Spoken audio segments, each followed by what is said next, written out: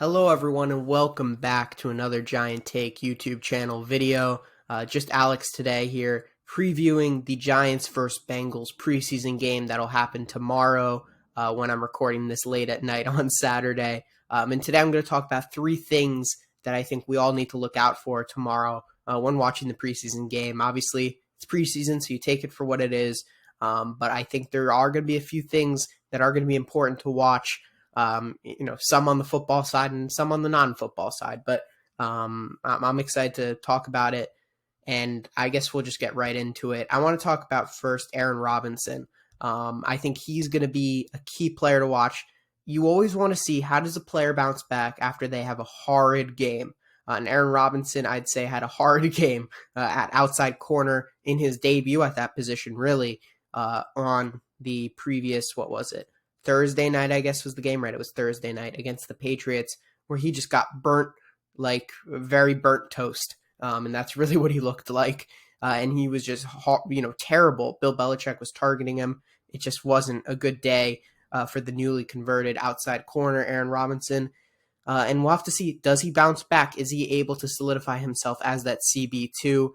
Or are the Giants going to have to look elsewhere for other options, possibly on waivers or in free agency? Which I think they may have to do anyway, regardless of how Aaron Robinson plays, to be honest, because either him or Adoree Jackson goes down.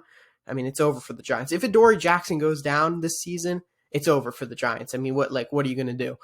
So I think they really need to bring someone in no matter what. So I don't think it's kind of like Aaron Robinson looks amazing. Well, you still need to bring in another outside corner because otherwise the Giants are going to have some problems this season for sure. And we'll have to see how he plays, how he progresses, and how some of the other possible outside candidates do as well. Want to see more of Cordell Flott on the outside. Been talking about that forever, so always want to see more of that, and hopefully he continues to play well. But of course, he's injured, actually, so he's not playing. I don't know where I'm going with this, but he's not going to be playing this weekend. But hopefully we see it a little bit more. Maybe he's back in time for the final preseason game against the Jets at MetLife, which will be a fun experience, I'm sure, for all that are going there. Moving on to the second thing I wanted to talk about, Evan Neal. Evan Neal, it's partially Evan Neal, and then also I'm kind of making it 4 points, but 3 points sounds better if that makes any sense. I'm going to combine one of the points. And what I'll say here is, how is Evan Neal going to play, and how is he going to function, and how is this whole O-line going to function with all the injuries? So right now, not playing, John Feliciano, Ben Bredesen, Josh Zudu, Shane Lemieux, Jamil Douglas, all those guys are out. How are certain players going to perform? Max Garcia, he's getting his chance to start with the first team offense at center. How's he going to look? How is this unit going to look? We saw throughout, whether it was the first, second, third unit offensive line against the Patriots, we ran the football well. Are we going to continue to run the football well? That's going to be something that we're going to want to see. And Evan Neal, is he going to get out of his sets a little bit quicker? Is his technique going to be a little bit crisper? Is he going to look a little bit better? And I think that's going to be something that we all should look out for as well on Sunday. Finally, I'm going to talk about a hated guy, or not hated, a very much disliked guy in the Giants community right now, at least after his poor performance in the first preseason game. Yes, he only got 2 drives, but did not look good. Kenny Golladay.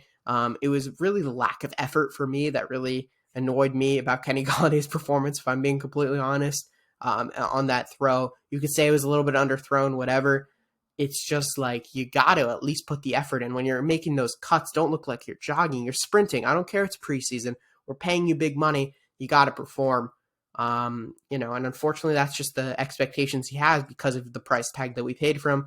If he was someone who wasn't getting paid, or was getting paid the veteran minimum, we wouldn't be talking about it like this. But because he's Kenny Golladay, he has to perform better. And that's just the unfortunate truth of the matter. And I think you're going to need to see intensity. You're going to need to see effort, like we've been seeing in the past few days of practice, allegedly. Of course, we can't see. It's just what we're hearing from the beat reporters. But apparently he has looked a lot more sharp. So that's something that you're also going to need to see more of from Kenny Golladay. We're going to need to see sharp, crisp routes. We're going to need to see sure hands. And that's going to, what we expected out of Daniel Jones' top target in Kenny Golladay. And that's what we deserve as Giants fans after putting this much faith in him, or at least Dave Gettleman putting that much faith in him. And hopefully he can continue to improve and get back to his old Lions self, because that's really what we got him for, to be that wide receiver that we saw with Detroit. I think that's pretty much it for today's video. Just a quick one here previewing the Bengals game. We'll recap it tomorrow after the game. We'll talk about it. Hopefully Josh will be able to join me for that. And hopefully we'll get some things to talk about. That's always a good thing. And hopefully some progress moving this team forward in the right direction. We'll see you next time. Peace.